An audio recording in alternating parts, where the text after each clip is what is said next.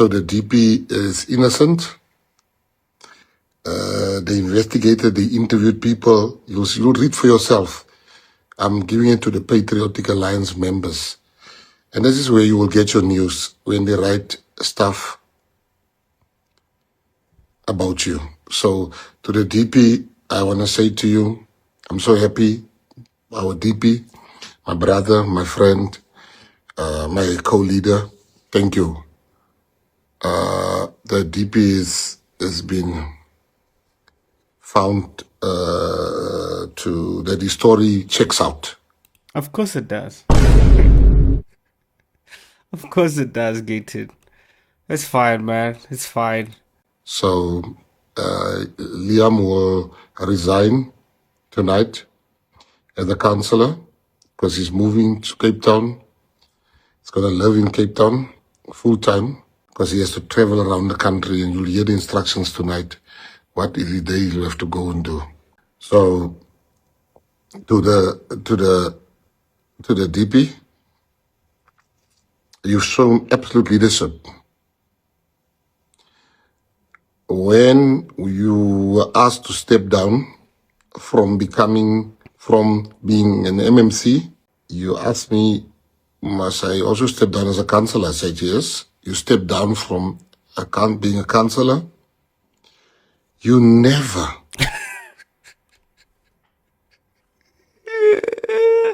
I can't keep a straight face listening to this. Cause what a shame. It's amazing how convicted criminals protect each other, you know? I wish as South Africans, ordinary South Africans, we had each other's backs, same way as these convicted criminals. You know, yeah, people do say God touched them, changed their lives. It's amazing. Hallelujah. Praise Jesus. I love Jesus too. But it's like they're convicted criminals and I'm not. So, man. As South Africans, you know, I've made a video about Helen Zille right now. It's trending. It's doing good. Shout out. If you haven't watched it, please go check it out. But I've made that video. People will actually vote these criminals in power before they could vote Helen Zille. And Helen Zille's problem is that she's white. And basically that's it. People literally hate Helen Zille because she's white. went out to go and badmouth the party. Yeah, man. It's tough. This is the caliber of politicians we have in this country. People who just go around breaking the law. Their whole adult lives, they've spent breaking the law and being in jail. They come out, they become politicians. South Africans vote for them. I mean, look at this. Look at this. Look at this, man. Oh, man. Black people and colored people, are we that desperate? Don't we have good people and leaders among us? This is as slow as we can go? Really? I mean, look at this. Whose man's is this?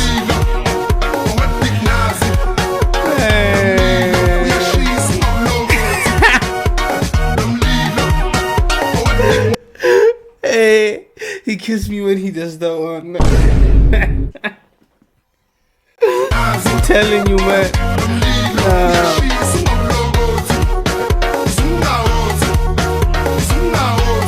South Africans, come on, bro. Come on, we can do better. All I'm saying is we can do better than that, bro. It's the only thing I'm saying. Listen to this story. It starts in the 1990s, inside the barred confines of Grootvlei prison, where two men, Kenny Kunene and Gayton McKenzie, first crossed paths. Both were convicted criminals. Kunene, once a schoolteacher, jailed for running a Ponzi scheme and armed robberies. McKenzie, a high-ranking member of the notorious 26's prison gang. Their friendship And do not think these are light things, you know. These are very huge. In the criminal world, these are very huge. And they have garnered support and they have the street cred. You know, these people are what we call the street niggas. These are the street niggas. They understand the streets. And they are taking all of that experience into government of stealing, of extorting people, of coercing people, and of, you know, just being criminal. Confinement would later reshape their lives. and eventually cast a shadow over South Africa's political and criminal underworld. Upon their release in the early 2000s, the duo recast themselves as reformed entrepreneurs. They launched businesses spanning mining, publishing, and entertainment, most infamously the Tsar nightclub franchise, renowned for its excess and luxury sushi parties that cemented Kunene's Sushi King nickname. Their journey from ex-cons to millionaires became central to their public image. Men who had escaped the pull of crime to preach reform and second chances. By 2013, Kunene and McKenzie co-founded the Patriotic Alliance, PA, a political party that framed itself as a champion of the poor and tough on crime. Imagine. The irony. Forget the poor. For now, forget the poor, you know.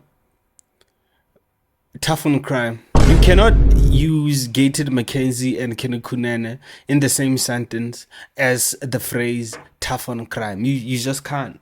It's impossible. I mean, it's just impossible. It's like using a nuclear scientist in the same sentence as me. What do I know about nuclear science, bro?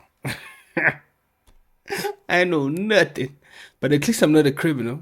The irony of two former convicts promising law and order was not lost on critics.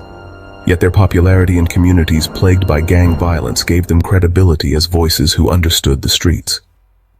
Despite their rebrand, whispers of illicit funding persisted.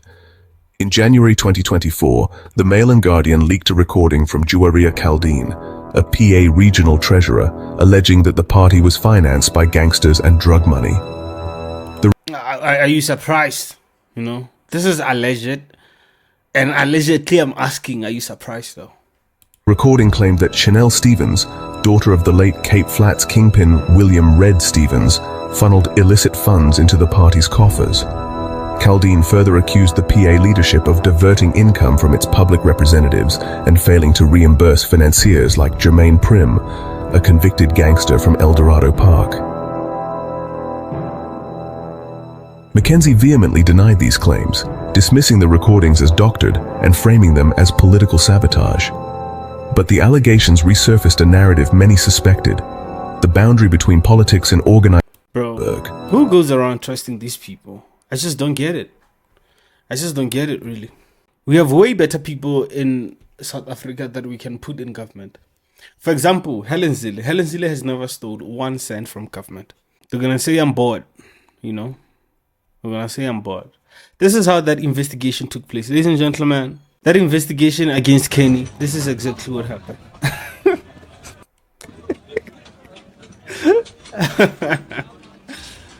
I'm telling you, man. I'm telling you right now.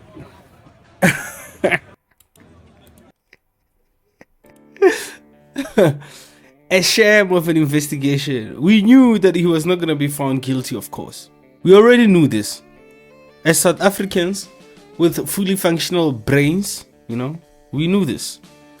That you are going to suspend him, give him some time, and then he's going to come back a few weeks and a couple of months later, you know. And this is South Africa, bro.